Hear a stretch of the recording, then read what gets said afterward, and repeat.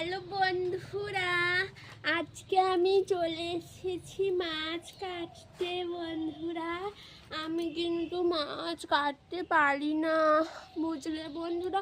আমি শুধু গপ গপ করে মাছ খেতে জানি। তো চলো আজকের মাছগুলো একটু কাটার চেষ্টা করব, দেখি পারি কি না। তো এখানে দেখো, আমার শ্বশুর মশাই আমার বর বাজার হাট করে না, কেননা আমরা যা ইনকাম করি তা আমরাই খেয়ে মেখে শেষ করে দিই। সংসারে বাজার হাট আমরা করি না, আমরা ঘুরে ফিরে খেয়ে মেখে শেষ করে দিই। আমার শ্বশুর সংসারের মানে শ্বশুর শাশুড়ি সব বাজার হাট করে।